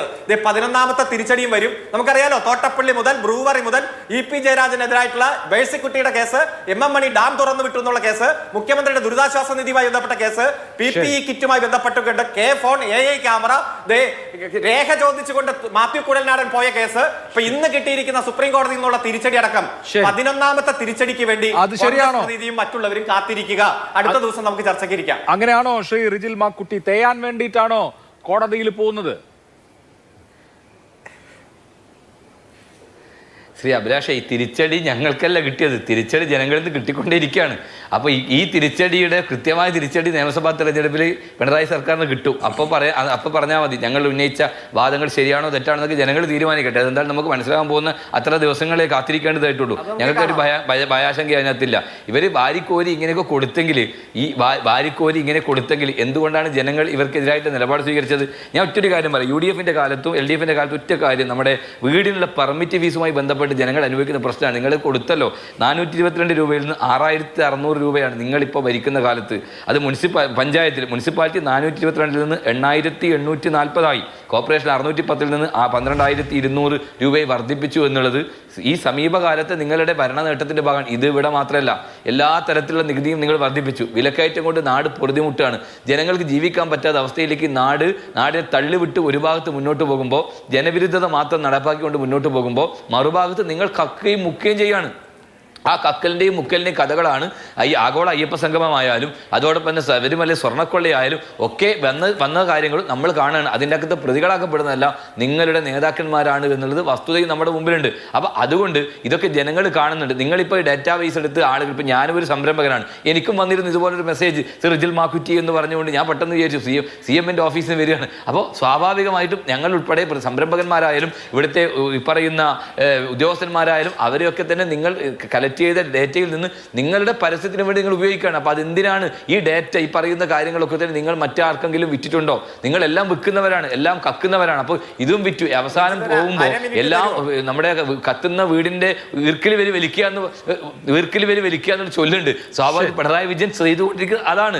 അങ്ങനെ എല്ലാ തരത്തിലും സർക്കാരിന്റെ പണം ഉപയോഗിച്ചുകൊണ്ട് നിങ്ങൾ എത്ര തരത്തിൽ മുഖം മിനുക്കിയാലും, ഏത് പെയിന്റ് അടിച്ചാലും, വൈറ്റ് വാഷ് ചെയ്താലും നിങ്ങളുടെ മുഖം ഈ നാട്ടിലെ ജനങ്ങൾക്ക് കൃത്യമായി മനസ്സിലായിട്ട് അത് വികൃതമായ മുഖമാണ്. ആ വികൃതമായ മുഖത്തിന് നിങ്ങൾ ഏത് കണ്ണാടി വെച്ച് നോക്കിയാലും ജനങ്ങൾ അതിനകത്ത് നിങ്ങൾക്ക് അനുകൂലമായ നിലപാട് സ്വീകരിക്കില്ല. നല്ല മുഖമാണ് എന്ന് ജനങ്ങൾക്ക് മനസ്സിലാകില്ല എന്നുള്ളത് ഈ തെരഞ്ഞെടുപ്പോട് കൂടി കാണും. ഇതൊക്കെ തെരഞ്ഞെടുപ്പിന് മുമ്പിൽ ചെയ്യുന്ന കാര്യങ്ങളാണല്ലോ. അപ്പൊ ചെയ്തോ. പക്ഷേ ഞങ്ങൾക്ക് കിട്ടിയ തിരിച്ചടി ജനങ്ങളിൽ നിന്ന് ഞങ്ങൾക്ക് നന്നായി രൂപത്തിലുള്ള അനുകൂല അവസ്ഥ ഞങ്ങൾക്ക് ഉണ്ടായിട്ടുണ്ട്. നിങ്ങളുടെ വികസനത്തിനും ഈ പറയുന്ന കാര്യങ്ങളൊക്കെ തന്നെ നിങ്ങൾ ആഘോഷിച്ചിട്ട് എന്തുകൊണ്ടാണ് നിങ്ങൾ ജനങ്ങൾ ശിക്ഷിച്ചത്? ഈ പറയുന്ന വികസന സർക്കാരിന് എന്തുകൊണ്ട് അനുകൂലമായി ഈ ഏറ്റവും ഒടുവിലത്തെ തെരഞ്ഞെടുപ്പിൽ പോലും നിങ്ങൾക്ക് ജയിക്കാൻ സാധിച്ചില്ല? നിങ്ങളുടെ പാർട്ടി കോട്ടകൾ പോലും തകർന്ന് തരിപ്പണമായത് നമ്മൾ കണ്ടതല്ലേ? പിണറായി വിജയൻ എന്ന് പറയുന്ന കേരളത്തിലെ മുഖ്യമന്ത്രി താമസിക്കുന്ന അദ്ദേഹത്തിന്റെ സ്വന്തം വീട് നിൽക്കുന്ന സ്ഥലത്ത് പോലും 30 വോട്ടിലാണ് നിങ്ങളുടെ പഞ്ചായത്ത് മെമ്പർ ജയിച്ചത്. അദ്ദേഹത്തിന്റെ മരുമകൻ ഉൾപ്പെടെ വീട് കയറിയ പഞ്ചായത്തിൽ ഞാൻ പറയുന്നത് പിണറായി. അതാണ് അവസ്ഥ. അതാണ് അവസ്ഥ. അതുകൊണ്ട് ഞങ്ങൾക്ക് നിങ്ങളുടെ പ്രചരണത്തിൽ നിങ്ങൾ എത്രത്തോളം പ്രചരിപ്പിച്ചോ ഇതൊക്കെ ജനങ്ങൾ കാണും. അതിനനുസരിച്ചുള്ള മുന്നേറ്റം UDFന് അനുകൂലമായി ഉണ്ടാകും. ഞങ്ങൾക്ക് ഒരു തർക്കം അതിനകത്തില്ല. അതുകൊണ്ട് സർക്കാരിന്റെ പണമാണ് നിങ്ങൾ ദൂർത്തടിക്കുന്നത് എന്നുള്ളത് ഈ നാട്ടിലെ അരിയാഹാരം കഴിക്കാൻ ജനങ്ങൾക്ക് കൃത്യമായി ബോധ്യപ്പെട്ടിരിക്കുകയാണ്. ശരി, ഓക്കെ. അതാണ് അതുകൊണ്ട് നിങ്ങൾ കോടതിയിൽ നിന്ന് ഇപ്പോൾ സുപ്രീം കോടതി ഈ വിധി പറഞ്ഞതുകൊണ്ട് ആകെ ആയി എന്ന് നിങ്ങൾ കരുതണ്ട. ഞാൻ നേരത്തെ പറഞ്ഞ വാദം തന്നെയാണ്. അത് കേൾക്കാൻ പരാതിക്കാരുടെ വാദം കേൾക്കാൻ സുപ്രീം കോടതി തയ്യാറാകും.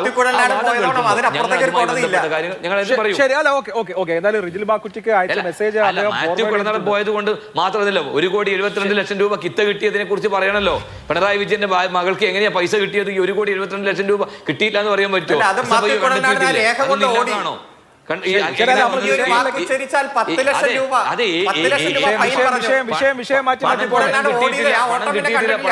പറയാൻ പറ്റിയിട്ടുണ്ടോ? ഇല്ലല്ലോ. അന്വേഷിക്കാൻ സർക്കാർ, BJP സർക്കാർ, CJP മുന്നണി ആയതുകൊണ്ട് നിങ്ങൾ ഇവിടെ BJP CPM ഒന്നിച്ചാണല്ലോ പാലത്തായിലെ കേസിലെ പ്രതിയായി ശിക്ഷിക്കപ്പെട്ട ബന്ധമുണ്ട്. കേരളത്തിലെ പിണറായി വിജയന്റെ DGP നരേന്ദ്രമോദിയുടെ ഏറ്റവും അടുത്ത അനുയായിയും അദ്ദേഹം സെക്യൂരിറ്റി ഫോഴ്സിൽ പെട്ട ആളുമാണ്.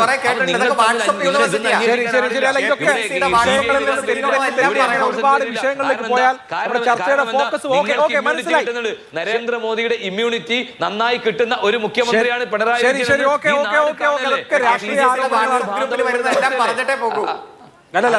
അതുകൊണ്ട് പിണറായി വിജയന്റെ മകൾ വീണ വിജയൻ റെട്ടറിക്കലായി ഒരുപാട് കാര്യങ്ങൾ സംസാരിച്ചു പോകുന്നതിനേക്കാളും വളരെ സ്പെസിഫിക് ആയി കാര്യങ്ങൾ പറഞ്ഞാൽ നമുക്ക് ആ വിഷയത്തിൽ ഒതുങ്ങുന്ന ചർച്ച. ഞാൻ രണ്ടുപേരിലേക്കും മടങ്ങിയെത്താം. ഇവിടെ ശ്രീ ശങ്കുട്ടിദാസ്, നമ്മൾ തന്നെ കഴിഞ്ഞ ചർച്ചയിൽ ഇരുന്നതാണെന്ന് എനിക്ക് തോന്നുന്നു, എൻ്റെ ഓർമ്മ ശരിയാണെങ്കിൽ. നോക്കൂ, ഈ നവകേരള സർവേയുമായി ബന്ധപ്പെട്ട് ഇന്ന് സുപ്രീം കോടതി വളരെ വളരെ ക്ലാരിറ്റിയോടുകൂടിയാണ് ജസ്റ്റിസ് സൂര്യകാന്ത് കാര്യങ്ങൾ വിശദീകരിച്ചിട്ടുള്ളത്. ഒരു സർക്കാർ പദ്ധതികൾ നടപ്പാക്കുന്ന, അതിനുവേണ്ടി പണം ചെലവഴിക്കുന്ന സർക്കാരിന് അവരുടെ പദ്ധതിയെക്കുറിച്ചുള്ള ഫീഡ്ബാക്ക് അറിയാൻ അവകാശമില്ലേ? ജനങ്ങളിൽ നിന്ന് അത് തേടുന്നതിൽ എന്താണ് തെറ്റ് എന്ന് ചോദിച്ചു. എല്ലാ വാദങ്ങളും ആ നിലയ്ക്ക് ഡിസ്മിസ് ചെയ്തു. അപ്പോൾ പാർട്ടിയുടെ സെക്രട്ടറി ഇങ്ങനെ ഒരു കത്ത് കൊടുത്തിട്ടുണ്ട് എന്ന് പറഞ്ഞപ്പോൾ ഒരു പാർട്ടി നേതാവ് അങ്ങനെ പറഞ്ഞിട്ടുണ്ടെന്ന് വെച്ചാൽ അതിന്റെ അടിസ്ഥാനത്തിലാണോ ഇക്കാര്യത്തിലൊക്കെ വിധി പറയുക, തീരുമാനമെടുക്കുക എന്ന് പോലും കോടതി ചോദിക്കുന്ന ഘട്ടം നമ്മൾ കണ്ടു. അപ്പോൾ സർക്കാരിന്, ഒരു മന്ത്രിസഭയ്ക്ക് നയപരമായ തീരുമാനങ്ങൾ എടുക്കാം, അവരുടെ പദ്ധതികളെ സംബന്ധിച്ച് തീരുമാനമെടുക്കാം, അവരുടെ മിഷനുകളെ സംബന്ധിച്ച് തീരുമാനമെടുക്കാം, അത് നടപ്പാക്കാം. ആ കാര്യത്തിൽ എത്ര കണ്ട് മറ്റുള്ള ആളുകൾക്ക് മറ്റൊരു സംവിധാനത്തിൽ ഇടപെടാൻ പറ്റുമെന്നുള്ളതൊരു ചോദ്യമാണല്ലോ. നോക്കൂ, ഒന്ന് അങ്ങയുടെ അനുമാനം ശരിയല്ല. ഞാനും അങ്ങും കൂടി ഈ വിഷയത്തിൽ ചർച്ചയ്ക്ക് ഇരുന്നിട്ടില്ല. നവകേരള സർവേയുമായി ബന്ധപ്പെട്ട ഒരു ചർച്ചയിൽ പങ്കെടുത്തിട്ടില്ല. ഇന്നത്തെ ദിവസവും എന്നെ ആ വിഷയത്തിലായിരുന്നില്ല അങ്ങ് ചർച്ചയ്ക്ക് വിളിച്ചത്. ഈ പറയുന്ന ഡാറ്റാ ബ്രീച്ചുമായി ബന്ധപ്പെട്ട വിഷയത്തിലാണ്. അതിനുള്ള തയ്യാറെടുപ്പോട് കൂടിയിട്ടാണ്. സുപ്രീം കോടതിയിലെ ഇന്നത്തെ പ്രൊസീഡിങ്സ് ഞാൻ വാച്ച് ചെയ്തിട്ടില്ല. ജഡ്ജ്മെന്റോ അതുമായി ബന്ധപ്പെട്ട നടപടിക്രമങ്ങളോ ഞാൻ കണ്ടിട്ടില്ല. അതുകൊണ്ട് ആ കാര്യത്തിലൊരു വ്യക്തമായിട്ടൊരു അഭിപ്രായം പറയാൻ എനിക്ക് സാധിക്കില്ല. പക്ഷെ ഇവിടുത്തെ ജനറൽ ആയിട്ടുള്ള അന്ന് ഉന്നയിക്കപ്പെട്ടിരുന്ന ഒരു പ്രശ്നം എന്ന് പറയുന്നത് നിയമസഭയുടെ അധികാരത്തിലേക്ക് കോടതി കടന്നു കയറുന്ന ഒരു പ്രശ്നമായിരുന്നില്ല. നിയമസഭയിലെ റൂൾസ് ഓഫ് പ്രൊസീജിയർ പോലും കൃത്യമായി പാലിക്കാതെയാണ് മുൻകൂറായിട്ട് ഈ കാര്യം ബജറ്റിൽ അവതരിപ്പിക്കാതെയോ അതിന് വേണ്ടിയിട്ടുള്ള നടപടിക്രമങ്ങൾ പൂർത്തീകരിക്കാതെയോ രാഷ്ട്രീയ താല്പര്യത്തോടു കൂടി പിന്നീട് നടത്തിയിട്ടുള്ള ഒരു പരിപാടിയാണ്. അതിൻ്റെ പിന്നിലെ യഥാർത്ഥ ഇൻറ്റൻഷൻ പൊളിറ്റിക്കലാണ് എന്നതുകൊണ്ടായിരുന്നു അത് അന്ന് ബഹുമാനപ്പെട്ട ഹൈക്കോടതി അത് സ്റ്റേ ചെയ്യുന്ന സാഹചര്യം ഉണ്ടായത്. ഇന്നിപ്പോൾ അതിൽ അന്തിമവാദം കഴിഞ്ഞു എന്നുള്ളത് പോലും എനിക്കറിയില്ല. ഇന്നിപ്പോൾ നടപടിക്രമത്തിൻ്റെ ഭാഗമായിട്ട് തൽക്കാലം നടത്തിയിട്ടുള്ള ഒബിറ്റർ ഡിക്റ്റേ ആണോ അതോ കോടതിയുടെ റീസെൻ്റ് ആയിട്ടുള്ള ജഡ്ജ്മെൻ്റ് ആണോ എന്നുള്ളത് എനിക്കറിയില്ല. പക്ഷേ ഇതിലുള്ള ഗൗരവമായിട്ടുള്ളൊരു പ്രശ്നം എന്ന് പറയുന്നത് സർക്കാർ എലക്ഷൻ മോഡിലേക്ക് മാറുമ്പോൾ സർക്കാർ സംവിധാനങ്ങൾ മുഴുവൻ എലക്ഷൻ മോഡിലേക്ക് മാറുന്നു എന്നുള്ളതാണ്.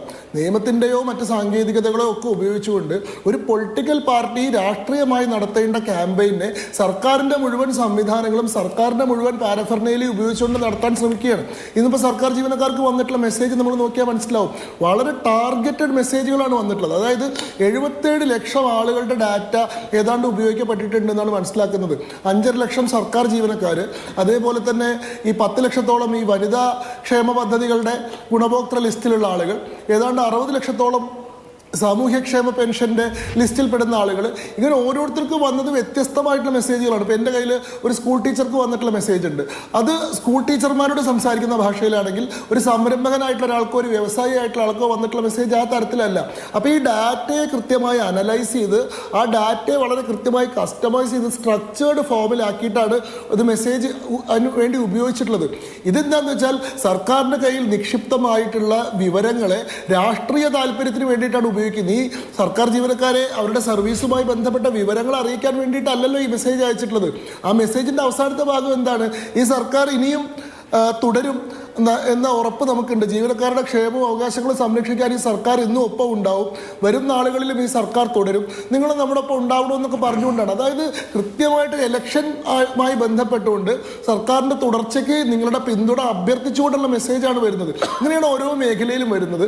അത് കേവലം സർക്കാരിൻ്റെ ഒരു അഡ്മിനിസ്ട്രേറ്റീവ് ആയിട്ടുള്ള തീരുമാനം മാത്രമായിട്ട് സർക്കാർ ജീവനക്കാർക്ക് സാധാരണ ശമ്പളത്തിൻ്റെയോ സർവീസിൻ്റെയോ കാര്യങ്ങൾ അറിയിക്കാൻ വേണ്ടി വരുന്ന മെസ്സേജുമായി താരതമ്യം ചെയ്യാൻ സാധിക്കുന്നതല്ല.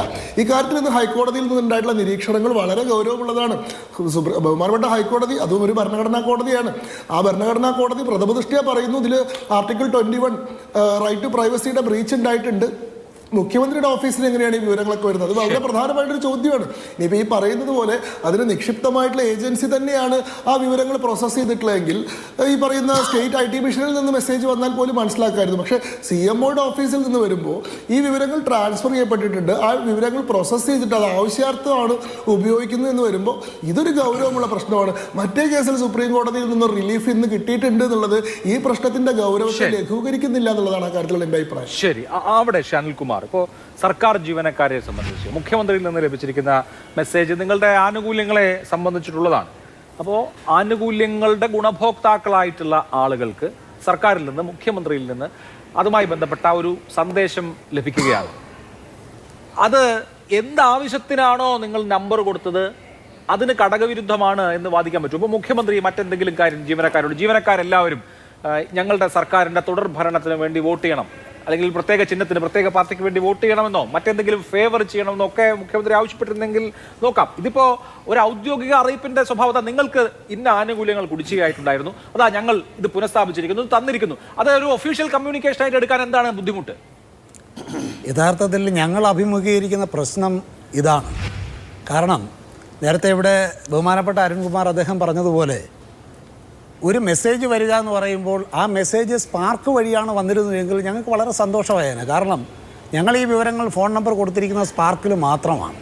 അപ്പോൾ ഒരു പുതിയ സംവിധാനം വഴി ഇത്തരത്തിലൊരു മെസ്സേജ് വന്നപ്പോൾ സ്വാഭാവികമായിട്ടും അത് നേരത്തെ ഒരു IT മിഷൻ വഴിയാണെങ്കിൽ അവർ നേരത്തെ ഒരു ഫയൽ റേസ് ചെയ്ത് ഒന്നുകിൽ ഈ ഡാറ്റ, ഇതിപ്പോൾ ഒരു ജനാധിപത്യ രാജ്യമാണല്ലോ, സ്വാഭാവികമായിട്ട് ആരെങ്കിലും ഒരു സർക്കാർ സംവിധാനത്തിൽ ഇങ്ങെടുത്തതാ എന്ന് പറയുമ്പോൾ കൊണ്ടു കൊടുക്കേണ്ട സാധനമല്ല ഇത്. അതിനൊരു പ്രത്യേക ഫയലുണ്ടാവണം, ആ ഫയലിലൊരു സാങ്ഷൻ ഉണ്ടാവണം. അത്തരത്തിൽ ഒരു ഫയൽ സാങ്ഷൻ ചെയ്തിട്ടാണ് ഈ ഡാറ്റ കൈമാറിയെങ്കിൽ ഞങ്ങൾക്ക് ഈ ആശങ്കയില്ലായിരുന്നു. ഒരു പുതിയ സംവിധാനം വരുന്നു, അതിൽ നിങ്ങളുടെ ഡാറ്റാസ് തരണം, ഞങ്ങൾ ഇന്നതിലേക്ക് വേണ്ടി ഉപയോഗിക്കാൻ പോവുകയാണ്. അങ്ങനെ ഒരു തരത്തിലുള്ള ഒരു നീക്കവും സർക്കാരിൻ്റെ ഭാഗത്തു നിന്ന് ഉണ്ടാകാതെ ഇത്തരത്തിൽ പെട്ടെന്നുണ്ടായിട്ടുള്ളൊരു മെസ്സേജിങ് ആണ് ഞങ്ങൾക്ക് ഇത്രയും ബുദ്ധിമുട്ടുണ്ടാക്കിയിട്ടുള്ളത് എന്നാണ് ഇത് സംബന്ധിച്ച് എനിക്ക് പറയാനുള്ളത്. സ്വാഭാവികമായിട്ടും ഇതിനകത്ത് ഗവൺമെൻറ്റിനോ സ്വകാര്യ കമ്പനികൾക്കോ ഡാറ്റ കൈമാറുന്നതിന് കൺസെൻറ്റ് അനിവാര്യമാണ് എന്ന് DPDP ആക്ടിൽ വ്യക്തമായി പറയുന്നുണ്ട്.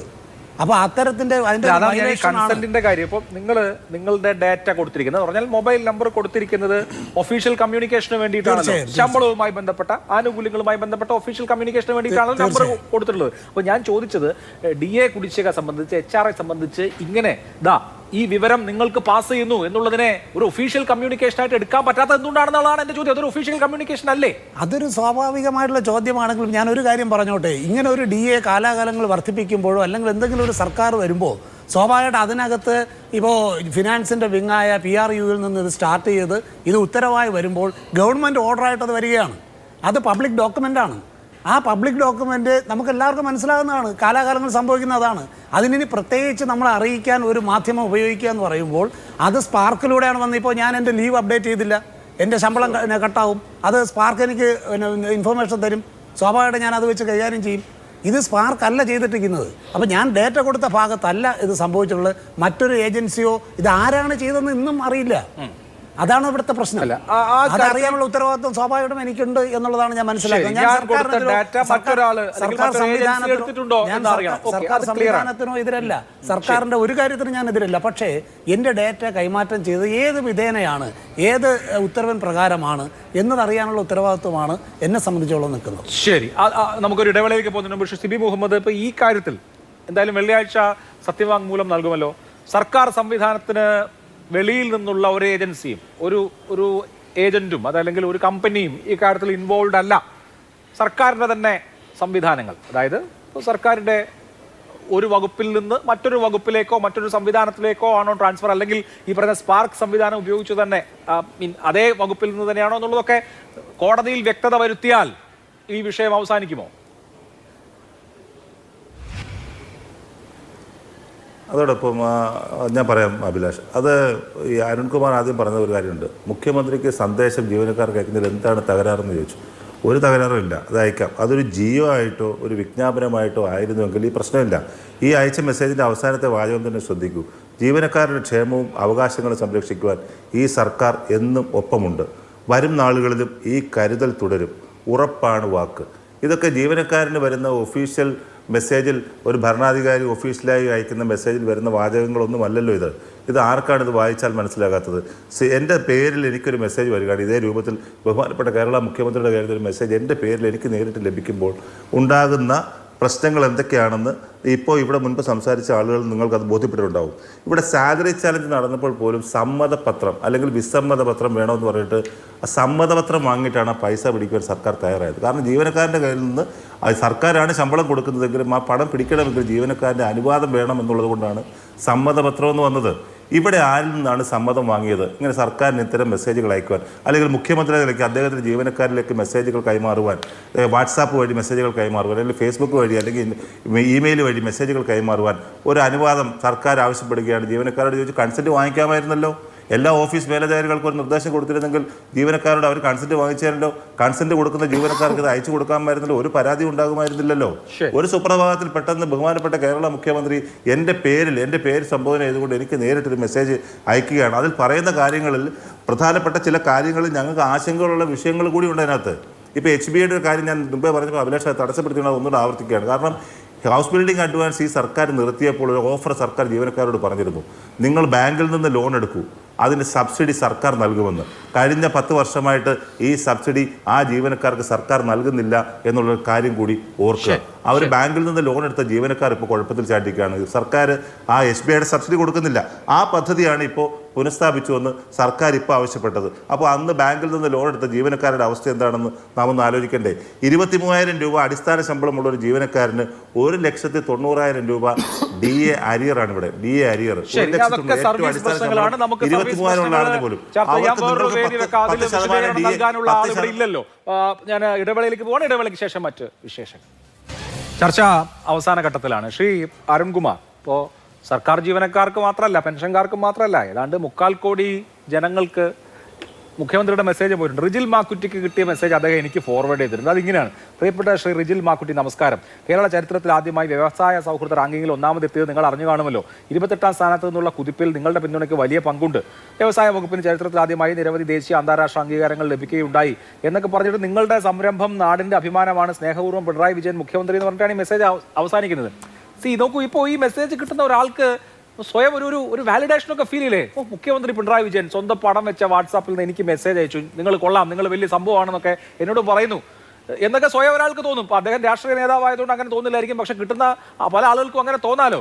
ഇതിന്റെ പ്രശ്നം എന്താണെന്ന് വെച്ച് കഴിഞ്ഞാൽ, തെരഞ്ഞെടുപ്പ് പ്രഖ്യാപിച്ചിട്ടില്ല എങ്കിൽ പോലും സർക്കാരിന്റെ സംവിധാനങ്ങൾ ഉപയോഗിച്ച് അടുത്ത ഇലക്ഷന് വോട്ട് പിടിക്കാൻ പോകുന്നു എന്നുള്ളതാണ്. അത് മുമ്പ് ഇല്ലാത്ത വണ്ണം. മുമ്പ് ഈ പരസ്യങ്ങളൊക്കെ പത്രങ്ങളിലും ചാനലിലൊക്കെ കൊടുക്കുമായിരുന്നു.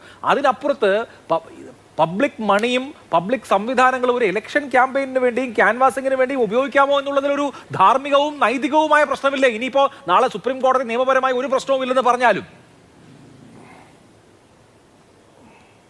അഭിലാഷേ, ആ പ്രളയകാലത്തെ 4 ദിവസത്തെ ശമ്പളം കടമായിട്ട് തന്നെ 2 ആഴ്ച കഴിയുമ്പോൾ തിരിച്ചു തരാമെന്ന് സർക്കാർ പറഞ്ഞപ്പോൾ ആ ഉത്തരവ് കത്തിച്ച കുറച്ച് സർക്കാർ ജീവനക്കാരുണ്ടല്ലോ. അതുപോലെ തന്നെ ആ കോവിഡ് കാലത്ത് സാലറി ചലഞ്ച് പ്രഖ്യാപിച്ചപ്പോൾ ഞങ്ങൾ 5 പൈസ തരില്ലെന്നും പറഞ്ഞ് കോടതിയിൽ പോയി നിയമ പോരാട്ടം നടത്തിയ കുറച്ച് സർക്കാർ ഉദ്യോഗസ്ഥരുണ്ടല്ലോ. ചൂരൽമല മുണ്ടക്കയിൽ എല്ലാം നശിച്ച സാധാരണക്കാരെ സഹായിക്കാൻ മുഖ്യമന്ത്രിയുടെ ദുരിതാശ്വാസ നിധിയിലേക്ക് എന്തെങ്കിലും തരണം എന്ന് പറഞ്ഞപ്പോൾ നയാ പൈസ ഞങ്ങൾ മുഖ്യമന്ത്രിയുടെ ദുരിതാശ്വാസ നിധിയിലേക്ക് കൊടുക്കില്ലെന്ന് പറഞ്ഞ കുറച്ച് സർക്കാർ ജീവനക്കാരുണ്ടല്ലോ. അത്തരത്തിലുള്ള സർക്കാർ ജീവനക്കാർക്ക് ഈ മെസ്സേജ് കാണുമ്പോൾ പൊള്ളും. പ്രത്യേകിച്ച് ഈ ഗവൺമെന്റിന്റെ കരുതൽ ഇനിയും ഉണ്ടാകുമെന്ന് പറയുമ്പോൾ അവർക്ക് സഹിക്കാൻ കഴിയില്ല. അതുകൊണ്ട് കൃത്യമായി പറയട്ടെ, ഈ കരുതൽ ഇനിയും ഉണ്ടാവും, വരുന്ന 5 വർഷം ഉണ്ടാവും. ഇത് ഡിജിറ്റൽ കേരളമാണ്, വിരൽ തുമ്പിലാണ് എല്ലാം. ഡിജിറ്റൽ രംഗത്ത് വരുന്ന ഈ മാറ്റങ്ങളെ കൃത്യമായിട്ട് ഉൾക്കൊള്ളുന്നവരാണ്. അതുകൊണ്ട് ഓരോ മേഖലയിലും ഗവൺമെന്റ് ചെയ്ത നേട്ടങ്ങൾ ജനങ്ങളിൽ എത്തിക്കുന്ന ഒരു തെറ്റില്ല. ഇപ്പൊ റിജിലിന് കിട്ടിയ മറ്റൊരു മെസ്സേജ്, ഒരു മെസ്സേജ് താങ്കൾക്ക് അയച്ചല്ലോ, റിജിലിന്റെ പാർട്ടി അയച്ച ഒരു മെസ്സേജ് ഞാൻ കേൾപ്പിക്കാം. അതോ അയച്ചിട്ടുണ്ട്. കോൺഗ്രസിലെ ഏത് സ്ഥാനാർത്ഥിക്കാണ് നിങ്ങൾ വോട്ട് ചെയ്യുക? കെ മുരളീധരൻ കൈ 1 അമർത്തുക, വീണ എസ് നായർ കൈ 2 അമർത്തുക, വൈഷ്ണവ് സുരേഷ് കൈ 3 അമർത്തുക, KS ശബരിനാഥൻ. അത് ആ പാർട്ടി ഇപ്പൊ കോൺഗ്രസ്സുകാരുടെ ഏതെങ്കിലും ഏജൻസി നടത്തിയിട്ടുള്ള സർവേ ആയിരിക്കും അരുൺകുമാർ. സർക്കാർ സംവിധാനത്തിൽ കൊടുത്ത നമ്പർ അല്ലല്ലോ. ഞാൻ സൂചിപ്പിക്കാം, സർക്കാരിന്റെ പണം ഉപയോഗിച്ച് ഇത്തരത്തിലും അതെന്ത് ന്യായീകരണമാണ്?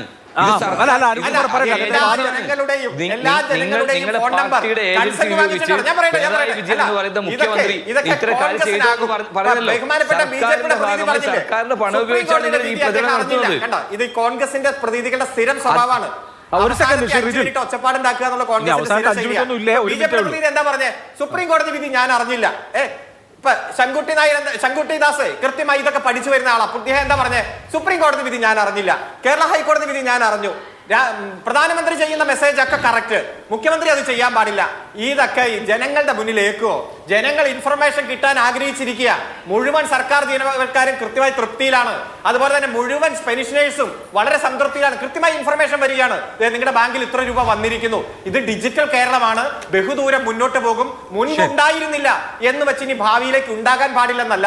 ലോകത്തെവിടെയും കിട്ടുന്ന സേവനം ഈ കേരളത്തിൽ നമ്മുടെ വിരൽ തുമ്പിലേക്ക് മാറുന്ന പുതിയ ഡിജിറ്റൽ യുഗത്തിലാണ് നമ്മൾ.